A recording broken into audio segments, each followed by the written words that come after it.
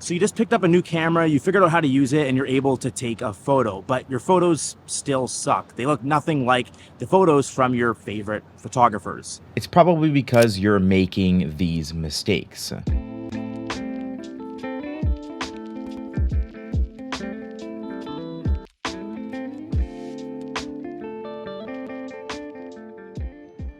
So the first reason why you might not be getting good photos That you're letting your camera make all your decisions for you. When you're out shooting, you want to make sure to have as much control over your camera settings as possible, or at least some sort of control. When you let your camera make all these decisions for you, you're shooting in automatic. And the problem with shooting in automatic is that your camera doesn't know what you're shooting. If you're shooting on a bright sunny day like this and you're taking portraits, the camera might expose for the sky and not your subject. If you're shooting high-speed racing cars and you want to get that slow shutter effect, your camera doesn't know that that's the effect or that's the look you're going for. If you're shooting portraits at night, it might expose a shot by lowering your shutter speed, but that's not the proper way of doing it because it's going to introduce motion blur when your subject moves. So the biggest tip that I would give you is to learn the exposure triangle, learn how shutter speed, ISO, and aperture all work together to expose your shot. I did make a video on this. You can check it out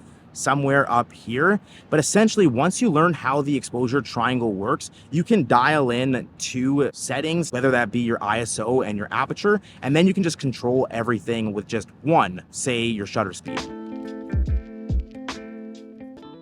Okay, so Taha, if you had to give one piece of advice or one tip for beginner photographers who are just starting out in photography, what would that tip be?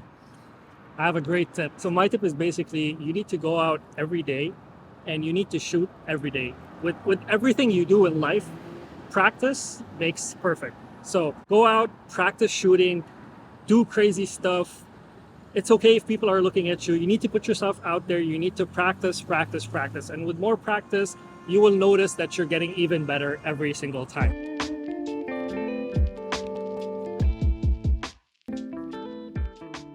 Now that you learned how to properly expose your photos using the exposure triangle, reason number 2 is not knowing when to use the right focal length. So if you just picked up a camera, it probably came with a kit lens, and a lot of beginners like to stay with the kit lens. The problem with this kit lens is it's not going to fulfill everything that you want to do. Different focal lengths will have different effects on your photos. For example, I really like shooting with a 35mm. This is technically a 35mm equivalent on this camera. I have my 35mm f1.4 in my camera bag. That is my favorite focal length because I can capture more environment around my subjects when I'm shooting portraits. But some people like a tighter look and they don't like to capture all that environment in their portraits. So they may shoot with something like an 85mm or a 105 or a 135. To give you an idea of these different focal lengths and different photos I've taken with different focal lengths, I'll throw some photos up on the screen. I'll give it to her. I don't care. Should I or should I not? You should. Okay, Taha, tell them what you're doing. I'm taking a photo of a scene that I really like. Then I take out my Instax printer, I print the photo, and I just stick it to a pole. This scene is this photo. And whoever finds it, well, you can get to keep it. It's such a cool idea. So we were just here, I was filming my video, and Taha just took the photo, put it on the pole over here. Take a little look here.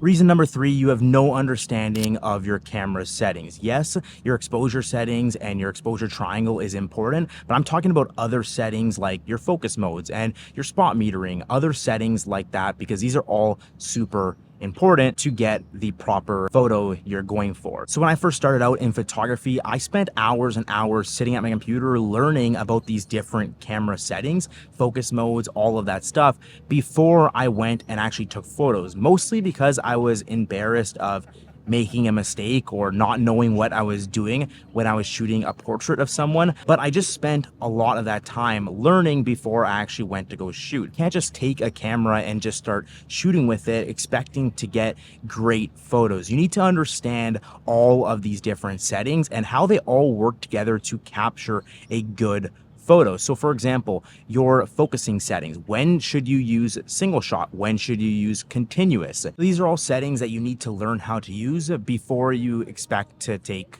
banger photos.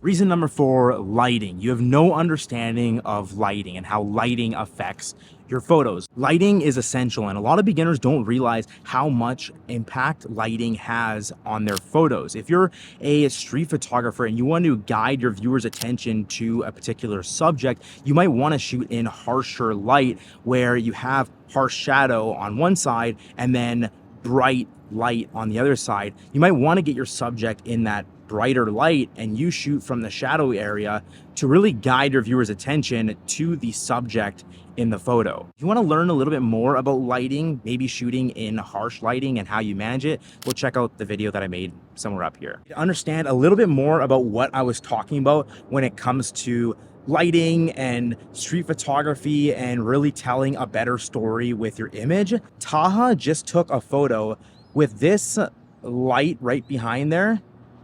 Taha took this amazing photo getting a subject in that light and kind of draws your attention to the subject because they are in that light path.